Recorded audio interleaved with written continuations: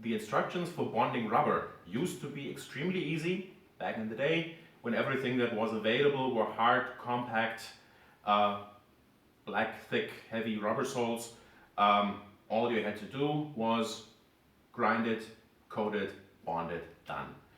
Unfortunately, from the bonding perspective, but very fortunately from the shoe perspective, from what is possible to be done with rubber nowadays, it's not as easy anymore. Nowadays there are many different rubber formulations, rubber compounds available that make the life of the shoe designer much easier, that allow many things that were not possible before as far as abrasion resistance goes, as far as cushioning the sole goes, as far as shaping the sole goes.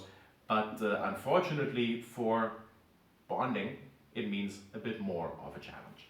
So, as it was before, if we're looking at the classic hard, compact rubber heel or rubber sole, the process is just as easy. Make sure the surface is clean, make sure you grind both sides, and then apply any Renia adhesive, any you are using anyway because you like the open time, because you like to work with the other materials that it allows you to work with.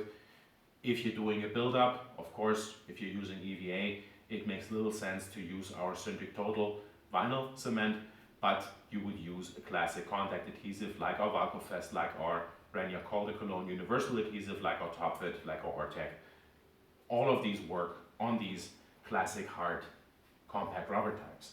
Now, if we're looking at more flexible, soft rubber soles, there is a general rule. The more flexible, the more soft the material is, the more likely that you are going to need a special preparation. We generally suggest on these soft rubbers, especially on a unit sole, on any kind of unit sole or cup sole, to use our Renia Rehagol halogenation primer, yellow primer with a yellow label, simply because, first of all, on a cup sole it makes your life much easier. You don't have to be careful and grind all around, like these overhanging parts here. You don't have to grind inside there, but the primer takes care of that. Sort of a chemical grinding takes place here. The other reason is that these compounds don't just contain the classical rubber mix.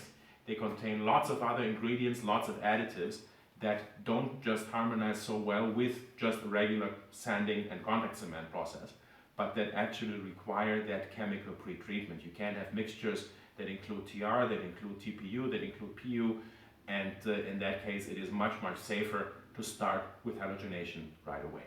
How does that work? Very simple. We are doing a separate video on the Rehagol anyway, but let me just reiterate here. What you do, you grind it, if necessary, if possible. Of course, a spot like this you don't grind. You apply the Rehagol with a metal-free brush, very important, otherwise it doesn't work properly. And you wait for between 15 and 30 minutes before applying a suitable adhesive like our Renia Multicol, Col de Cologne or Syntric Total. Those three are what you can use with Rehagol.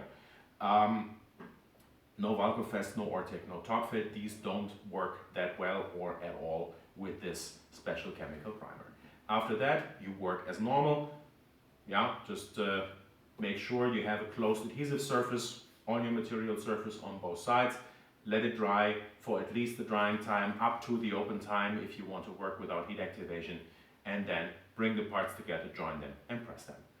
There are certain rubbers that require a little bit more. We are doing a separate video on so-called rock climbing rubbers or rock climbing soles, because that can be a bit of a challenging process. There is a certain prescribed recipe that allows you to do that successfully, but it's a little more complicated. Generally, if you have a rubber sole that states oil and gasoline and oil and acid resistant or anti-static or something like that, conductive on the bottom, that is also what you have to make sure your adhesive fulfills. So if you want to use or to create or repair or modify an oil resistant army boot, fireman boot, police boot, something like that, that also needs to be heat resistant, you need to make sure you use the hardener, Renia hardener, with any adhesive you're using, simply because that allows you to also withstand that heat, oil, gasoline environment from an adhesive perspective. Yeah, recognition. As I said, the main difference you have to look at is the difference between the more compact rubbers, hard rubbers, and soft rubbers. Rubber has this typical rubber smell. If it looks like rubber from the outside and doesn't smell like rubber, it's a hint that it might actually be another material. If you're not sure how hard, how soft it is, even on the hard and compact rubbers, if you use the halogenation method with the yellow Renia primer, you're not doing anything wrong. You're just doing something that might not be needed, but it's not a mistake to do it anyway, just in case.